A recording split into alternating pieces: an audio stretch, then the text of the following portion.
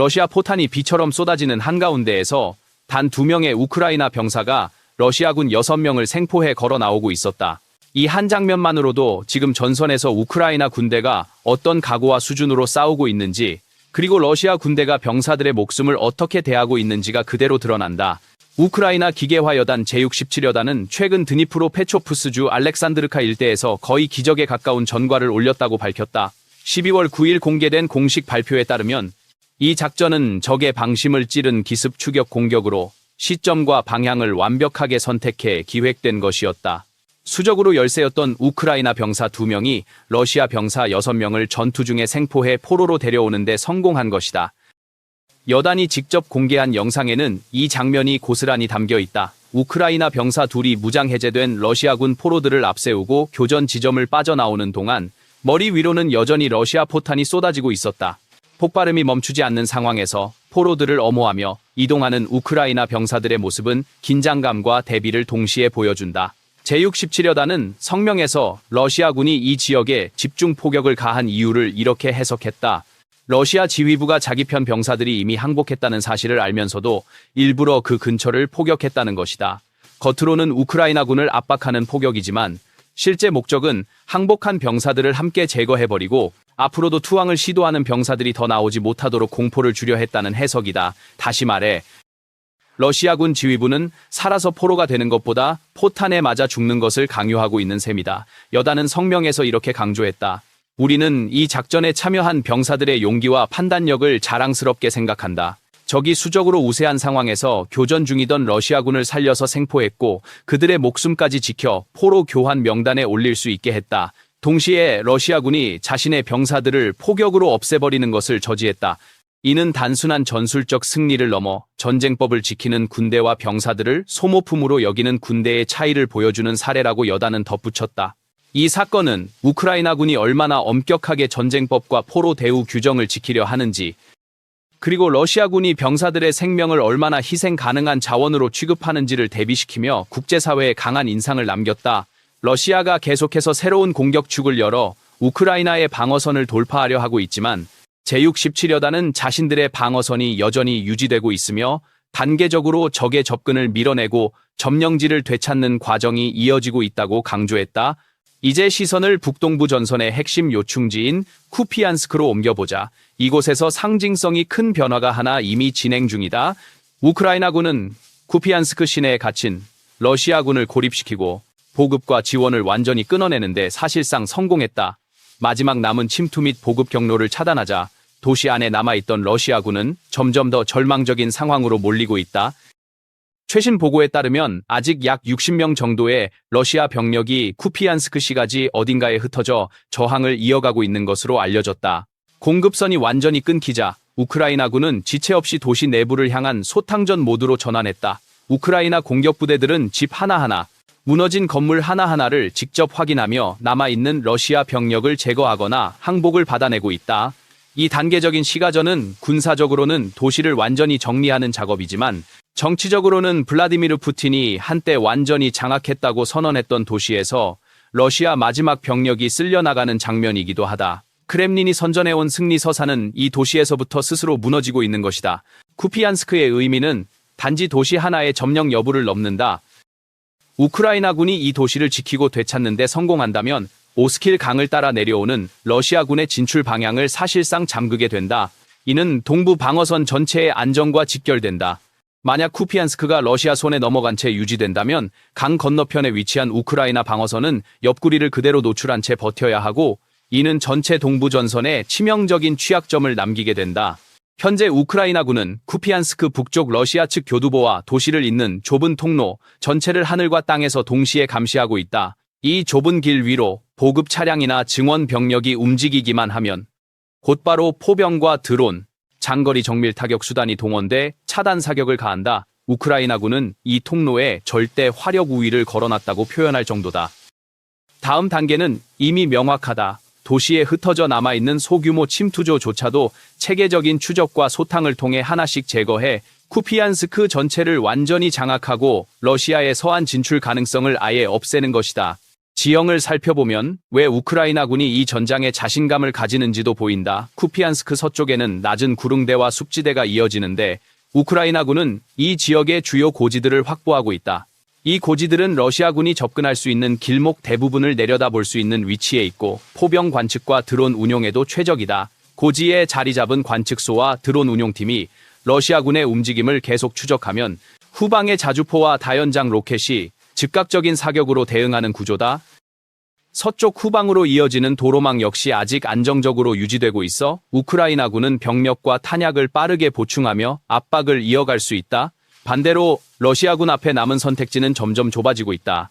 공식 보고에 따르면 러시아 병사들은 생존을 위해 소규모로 분산돼 지하실과 붕괴된 건물 잔해 속에 숨어들고 있으며 일부는 민간인 복장으로 갈아입고 정규 군인인지 여부를 숨기려는 시도를 하고 있다.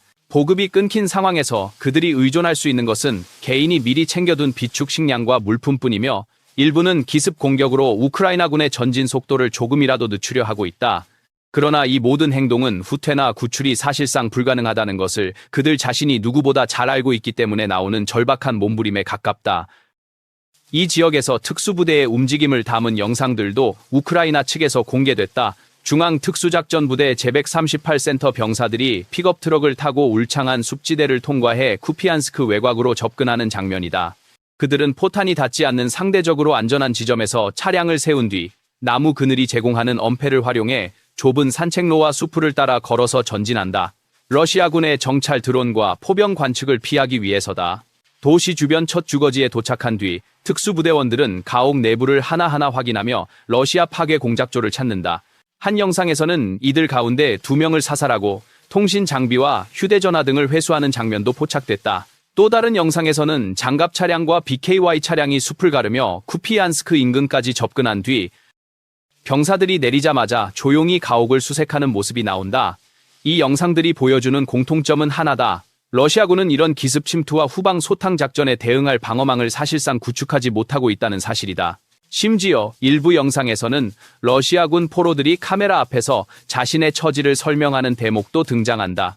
그들은 퇴각은 물론 지원조차 불가능한 상황에서 차라리 우크라이나군을 불러 항복 의사를 알리는 쪽을 택할 수밖에 없었다고 말한다. 포위망이 촘촘해지고 통신과 보급이 끊긴 상황에서는 도망도, 구조도, 추가 탄약도 기대할 수 없다는 것이다. 이 고백은 지금 러시아군이 일부 전선에서 어떤 환경 속에 놓여 있는지를 단적으로 보여준다. 이제 카메라는 전선을 넘어 서유럽의 한 공장에서 막 생산을 마친 신형 순항 미사일로 향한다. 이 미사일의 최종 시험장이 될 곳은 바로 우크라이나 전쟁터다. 유럽의 한 공화국에 위치한 방산기업 LPP는 최근 누르라는 이름의 신형 전술 순항 미사일 개발을 마무리 단계에 올려두고 있다고 밝혔다. 이 미사일은 이미 여러 차례 시험 발사를 거쳤으며 마지막 단계로 실전 배치를 위한 전투 시험이 남아있다. 계획대로라면 이 미사일의 초기 생산분 전량이 우크라이나로 보내져 러시아 표적을 상대로 실제 사용될 예정이다. 군사 전문가들은 이 미사일이 내년 유럽 전장에서 가장 주목받을 전술 무기 가운데 하나가 될 것이라고 예상한다. 지금까지 높은 평가를 받아온 바라쿠다 500 계열 미사일과 비교해보면 누르는 사거리, 탄두 중량, 유도 방식, 전자전 환경 대응력 등 거의 모든 항목에서 상위 버전으로 설계됐다. 기존 서방의 토마호크 계열 미사일과 비교하더라도 비용 대비 효율과 운용 유연성에서 큰 강점이 있다는 평가가 나온다. 생산 라인은 폴란드에 설치되는 방안이 유력하게 거론되고 있으며 우크라이나는 이미 바라쿠다 500 계열에 강한 관심을 보여왔다. 서방 기존 재고 무기만으로 전쟁을 치르던 단계에서 벗어나 유럽이 우크라이나 전장을 새로운 무기체계의 시험장으로 활용하는 흐름이 본격화되고 있다는 의미이기도 하다. 계획에 따르면 누르는 내년 1월과 2월 사이에 처음 실전 투입을 거친 뒤 성능이 예측대로 입증되면 3월부터 본격적인 양산에 돌입하게 된다. 이 미사일이 군사 전문가들의 눈길을 끄는 가장 큰 이유는 사거리다. 최대 680km에 달하는 사거리는 우크라이나 영토 깊숙한 곳에서 발사하더라도 모스크바 방향의 주요 도시와 군사 거점에 도달할 수 있음을 의미한다. 특히 장거리 폭격기의 중요한 거점인 웬겔스 공군 기지를 포함해 러시아 전략 폭격기들이 운용되는 여러 전력을 사정권에 넣을 수 있다. 누르의 순항 속도는 시속 약 750km로 아음속 순항 미사일 가운데 표준적인 수준이다. 그러나 핵심은 탄두에 있다. 이 미사일은 약 120kg급 고폭 탄두를 탑재하도록 설계됐다. 이는 이란산 카미카제 드론이나 단거리 순항 미사일이 보통 50에서 90kg급 탄두를 탑재하는 것과 비교하면 2배에 가까운 파괴력이다. 이런 탄두는 탄약고와 연료 저장소, 집결지와 지휘소는 물론 대규모 군사시설까지도 단일 타격으로 심각한 손상을 입힐 수 있다. 유도 방식 역시 다층 구조로 설계됐다. 기본적으로 GPS와 관성 유도 체계를 탑재하지만 여기에 영상 기반 유도 기능이 추가된다. 목표 지형과 시설 이미지를 사전에 학습해 두었다가 종말 단계에 이르러 실제 보이는 지형과 비교하면서 스스로 목표를 보정하는 방식이다. 이는 상대가 강력한 전자전 체계를 가동해 GPS 신호를 교란하더라도 미사일이 끝까지 목표를 찾아갈 수 있게 만드는 중요한 기술이다. 전자전과 드론, 장거리 정밀 타격이 혼합되는 현대전에서는 이런 전자전 저항 능력이 무기 체계 전체의 가치를 좌우한다. 이처럼 새로운 장거리 타격 수단이 등장하는 가운데에서도 지상에서는 여전히 치열한 보병전과 포병전이 매일같이 반복되고 있다. 특히 러시아가 집중 투입하고 있는 대규모 활공폭탄이 우크라이나의 새 방어선에 어떠한 압박을 주고 있는지가 중요한 변수로 떠올랐다. 12월 9일 우크라이나 신속반응군단 제7여단 작전지휘부를 대표해 블라디미르 폴레비 대령이 전선 상황을 보고했다. 그의 설명에 따르면 우크라이나군은 브로베와 미노라트 일대에서 러시아군의 거듭된 공격에도 불구하고 방어선을 유지하고 있다. 러시아는 이 지역에서 우크라이나군 방어선의 옆구리를 파고들어 포위를 완성하려는 시도를 집요하게 이어가고 있지만 우크라이나군은 전선을 따라 배치된 예비대를 적절히 이동시키며 공세를 막아내고 있다는 것이다. 러시아군은 특히 미노라트 남동쪽 방향에 공격축을 집중하고 있다. 이 방향에서만 하루 동안 17명의 러시아 병력이 전사했으며 식량을 구하기 위해 무모하게 전선을 이탈했다. 붙잡힌 병사 1명도 포로로 잡혔다. 이 사례는 그 병력이 얼마나 고립된 상태였는지를 보여준다. 보급선이 제대로 유지되고 있는 부대라면 개인 병사가 목숨을 걸고 혼자 먹을 것을 찾아 나서는 일은 거의 발생하지 않는다. 폴레비 대령은 러시아군이 대규모 활공폭탄에 거의 전적으로 의존하고 있다고 지적했다. 최근 일주일 동안 러시아군은 미노라트와 가리시네 일대에 5톤급 대형 활공폭탄 9발을 투하했다. 이 폭탄 한 발이 떨어지면 주변 방어시설과 인프라 전체가 뒤집어질 정도의 충격이 발생한다. 러시아군은 이런 강력한 폭발로 방어선을 붕괴시키고 그 틈으로 보병과 기갑 전력을 밀어넣어 돌파구를 마련하려 하고 있다. 그러나 지금까지는 방어선이 무너질 만큼의 결과를 얻지 못하고 있다. 우크라이나군은 이 같은 압박 속에서 일부 지역에서의 전술적 이동을 선택하기도 했다. 리시피카와 슈키아 일대에서 우크라이나 병력은 미리 계획된 일정에 따라 보다 유리한 방어선으로 후퇴해 방어 구조를 재정비했다. 이 조치는 패배나 도주가 아니라 장기적으로 더 많은 병력을 지키고 화력 운용에 유리한 새 위치를 확보하기 위한 사전 계획의 일환이었다. 이러한 움직임은 작전이 모두 완료된 이후에야 공개됐다. 그만큼 전선 상황과 병력 이동 정보가 러시아군에게 노출되는 것을 경계하고 있다는 의미다. 이런 전반적인 상황을 종합해 설명한 사람이 바로 우크라이나군 총사령관 올렉산드르 시르스키다.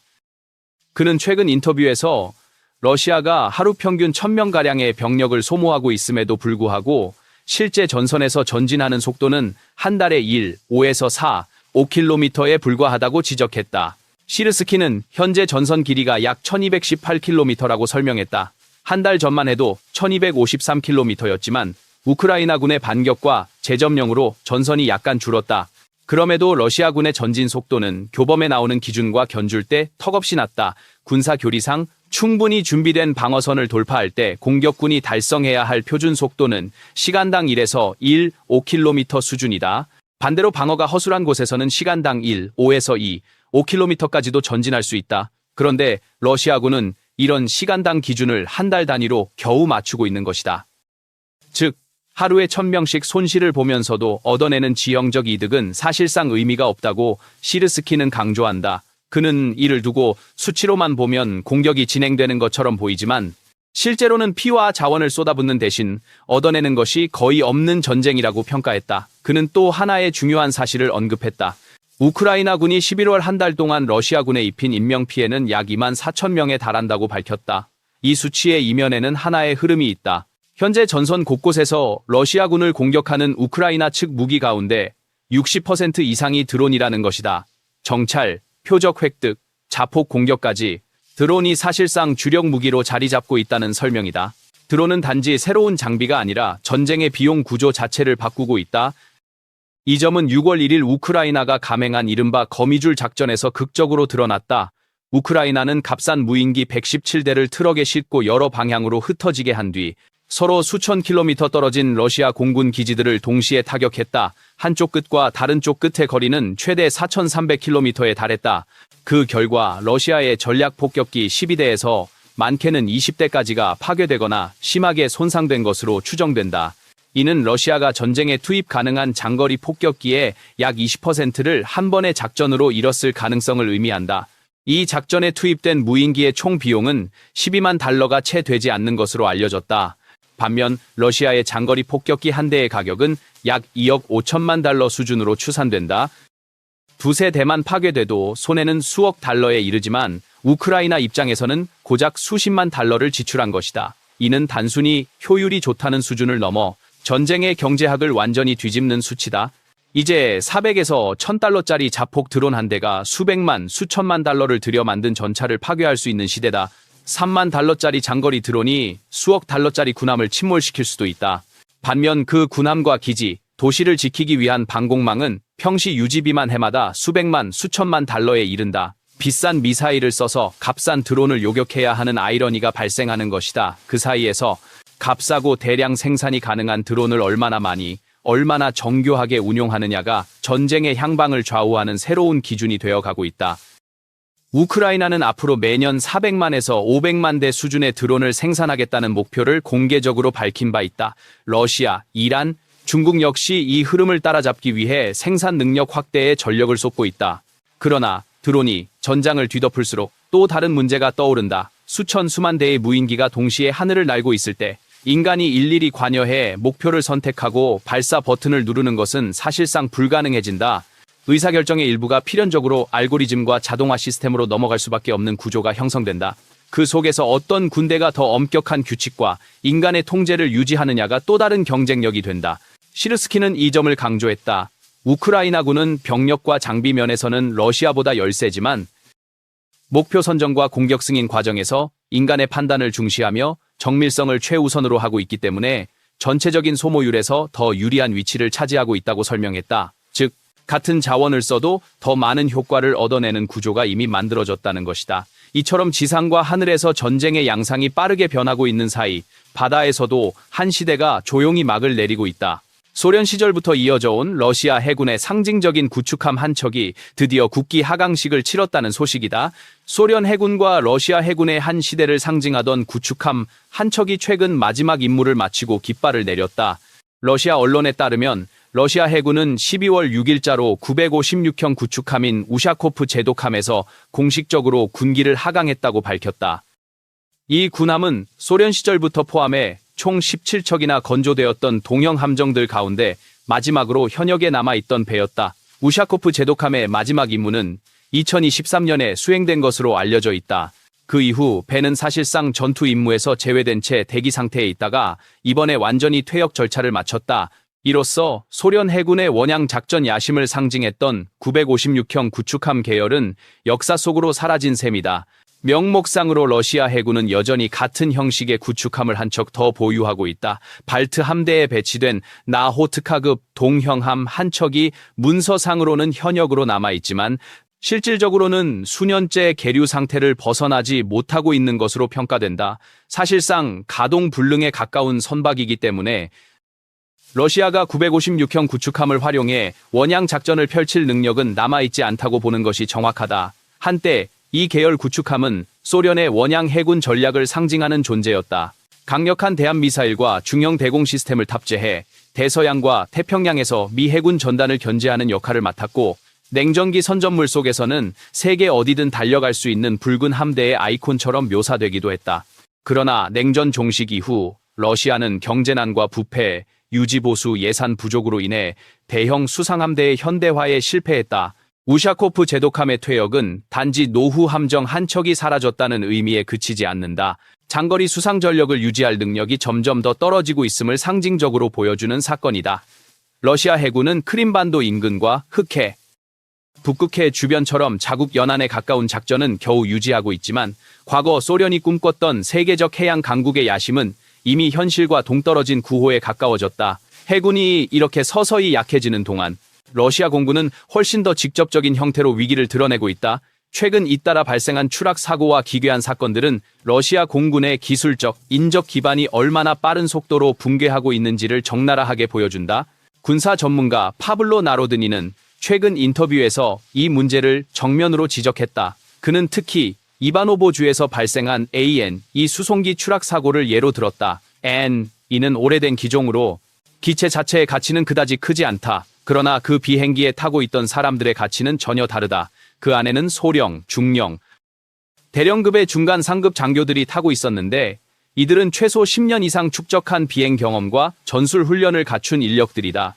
나로드니는 기체는 언제든 새로 만들 수 있지만 그런 인력을 키우는 데는 10년 단위의 시간이 필요하다고 강조하며 이번 사고가 단순한 장비 손실이 아니라 장기적으로 회복하기 어려운 인적 자산의 붕괴라고 평가했다. 그는 이어 최근 몇 년간 일어난 각종 사고들을 나열했다. 단 하루 전에도 러시아에서는 더 기묘하고 비극적인 사건이 벌어졌다. 한 비밀 경납고 안에서 전투기의 사출 좌석 시스템이 오작동을 일으켜 기체는 움직이지도 않았는데 조종석 2개의 사출 좌석이 강제로 튀어나가며 조종사 2명이 즉사한 사건이다.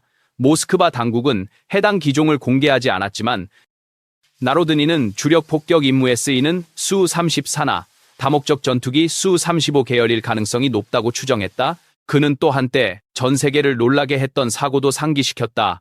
수리 공장을 막 나온 전투기가 시험 비행에 나섰다가 이륙 후 얼마 지나지 않아 엔진 고장으로 도심 주거지역에 추락해 민간인 피해를 낳은 사건이다. 나로드니에 따르면 지난 5년간 이와 비슷한 수준의 심각한 사고만 10건가량 기억할 수 있다고 한다. 이륙 직후 추락, 비행 중 엔진 정지, 의도치 않은 폭탄 투하 등 평시라면 거의 일어나지 않아야 할 사고들이 반복적으로 발생했다는 것이다.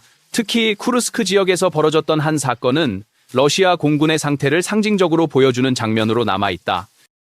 당시 한 전투기에서 폭탄이 갑자기 분리돼 도시 한복판에 떨어졌는데 다행히 인명피해는 없었지만 도심 CCTV에 찍힌 폭발 장면이 인터넷 전역으로 확산되며 큰 충격을 줬다. 나로드니는 이런 폭탄 자체 방출 사고가 조종사의 실수 때문이라기보다는 전자 시스템의 노후화와 오작동에 더 가깝다고 지적했다. 폭탄 투하 시스템이 잘못된 신호를 받아 폭탄을 떨어뜨리는 것은 이미 기체의 전자계통과 무장관리 시스템 전반이 위험 수위에 올라 있음을 뜻한다. 러시아 내부의 선전 매체조차도 때때로 이런 현실을 무심코 드러낸다. 어느 방송에서는 러시아 공군기가 파괴됐다는 소식을 전하면서 진행자가 그 비행기는 원래도 별로 중요하지 않았다. 어차피 곧 분해해서 부품으로 쓸 예정이었다고 말한 적이 있다. 이 한마디는 러시아가 지금 얼마나 심각한 부품 부족과 유지비 압박에 시달리고 있는지를 보여주는 자백이었다. 즉, 더 이상 새 기체를 충분히 도입할 여력도 기존 기체를 온전히 유지 보수할 체계도 남아있지 않아 이미 노후화된 비행기들을 뜯어내 다른 기체에 붙이는 자기 소모 방식으로 겨우 공군 전력을 연명하고 있는 것이다. 나로드니는 이런 현상을 두고 단발성 사고가 아니라 시스템 전체가 서서히 무너지고 있음을 보여주는 신호라고 표현했다. 전쟁이 길어질수록 부품 부족과 기술 인력 유출, 제재에 따른 수입 차단이 겹치면서 러시아 공군은 가속도가 붙은 하향 곡선을 그리고 있다는 것이다. 눈에 보이는 것은 몇 대의 사고일 뿐이지만 그 이면에는 수많은 정비 지연, 비표준 수리, 임시 방편이 쌓여 있다. 이처럼 군사적 차원에서 러시아의 구조적 약점이 드러나는 것과 동시에 정치적 전선에서도 중요한 질문이 하나 떠오르고 있다. 전시 상황에서 과연 민주적 절차, 특히 대선이라는 가장 민감한 과정이 가능한가 하는 문제다. 볼로디미르 젤렌스키 우크라이나 대통령은 최근 이탈리아를 방문한 자리에서 조건이 갖춰진다면 전시 중이라도 대선을 치를 준비가 되어 있다고 밝혔다. 그는 기자회견에서 전쟁 중 선거를 치르기 위해서는 몇 가지 핵심적인 질문에 먼저 답해야 한다고 강조했다. 첫째, 투표소에 모인 유권자들을 러시아의 미사일과 드론 공격으로부터 어떻게 보호할 것인가. 둘째, 최전선과 후방 여러 지역에 흩어져 있는 군인들의 투표권을 어떻게 보장할 것인가. 셋째, 계엄령이 유지되는 상황에서 어떤 법적 근거로 선거를 실시할 수 있을 것인가. 젤렌스키는 이 문제는 미국 대통령 도널드 트럼프가 제기한 사안이기도 하다. 그래서 나는 짧게 그러나 분명하게 답하고 싶다. 나는 선거를 치를 준비가 되어 있다고 말했다. 그는 이어 미국과 유럽이 선거 기간 동안 우크라이나의 안보를 보장하는 데 도움을 줄 것을 호소했다. 만약 충분한 방어 체계와 지원을 제공받을 수 있다면 우크라이나는 60일에서 90일 안에 선거를 치를 준비를 마칠 수 있다는 것이다. 하지만 그가 스스로 인정했듯이 해결해야 할 과제는 여전히 산처럼 쌓여 있다. 러시아가 선거 기간을 노려 대규모 미사일 공격을 감행한다면 투표소에 모인 유권자들은 사실상 표적이 될 수밖에 없다. 점령지에 살고 있는 주민들이 어떤 방식으로 투표에 참여할 수 있는지도 미지수다. 선거가 진행되는 동안 점령지 주민들의 의사를 어떻게 반영할 것인가? 아니면 현실적으로 불가능하다고 보고 제외할 것인가? 어느 쪽을 택하더라도 정치 법적 논쟁을 피하기는 어렵다. 최전선의 군인들에게 투표권을 행사하게 하는 문제도 간단치 않다. 개별 부대별로 투표소를 설치할 것인지, 아니면 후방 이동과 휴가를 통해 특정 시점에 투표를 허용할 것인지, 각각의 방식은 보안과 형평성 측면에서 복잡한 문제를 안고 있다. 젤렌스키는 전쟁 중 선거가 대표성과 합법성을 갖추려면 무엇보다 전투 중인 군인들의 표가 제대로 반영되어야 한다고 강조했다. 유럽연합집행위원회 대변인 아니타 히퍼는 이에 대해 러시아의 침략 전쟁이 계속되는 상황에서 우크라이나가 대선을 치르려면 적절한 조건이 반드시 충족되어야 한다고 말했다. 그녀는 현 시점에서 젤렌스키 대통령은 국제사회가 인정하는 합법적이고 정당한 지도자이며 그의 정통성에는 의문이 제기되지 않는다고 덧붙였다. 이는 서방이 성급한 선거보다 전쟁 수행과 국가 기능 유지에 더 큰 비중을 두고 있음을 보여주는 발언이기도 하다. 한편 대서양 건너 미국에서는 전쟁의 향방 못지않게 중요한 또 다른 질문이 논의되고 있다. 미국이 유럽과 한반도에서 병력을 얼마나 오래 어떤 규모로 유지할 것인가 하는 문제다. 이는 우크라이나 전쟁뿐만 아니라 러시아와 중국을 포함한 전 세계 안보 구조에 직결되는 사안이다.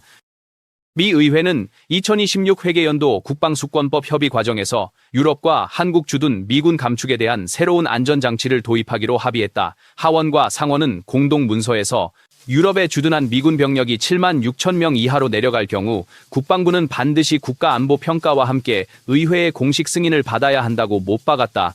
이 평가에는 병력 감축이 미국 본토와 나토 동맹의 안전에 어떤 영향을 미치는지에 대한 상세한 분석이 포함되어야 한다. 한국의 경우에도 비슷한 규정이 적용된다. 현재 한국에 주둔한 미군 병력은 약 2만 500명 수준인데 이를 그 이하로 줄이려면 역시 의회의 정식 승인과 함께 대북 억제력과 동북아 안보 구도에 미치는 영향을 입증해야 한다. 단순히 행정부의 판단만으로는 대규모 감축을 할 수 없도록 법률 차원의 안전장치를 건 셈이다. 이번 법안에는 또 하나의 상징적인 조항이 포함됐다.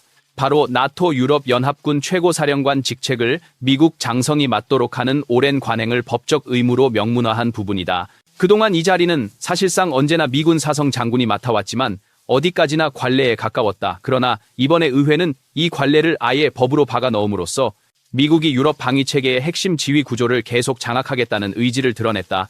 미국 행정부는 유럽과의 외교 채널을 통해 동맹국들도 앞으로 방위비와 무장 강화에 더 많은 책임을 져야 한다고 계속해서 요구하고 있다. 동시에 미국이 유럽에서 발을 빼려는 것은 아니다라는 점도 거듭 강조하고 있다. 주요 사령부와 전초기지, 핵심 지휘 인프라는 계속 유지하되 장기적으로는 유럽이 스스로 더 큰 몫을 떠안는 방향으로 안보 구조를 재편하겠다는 메시지다.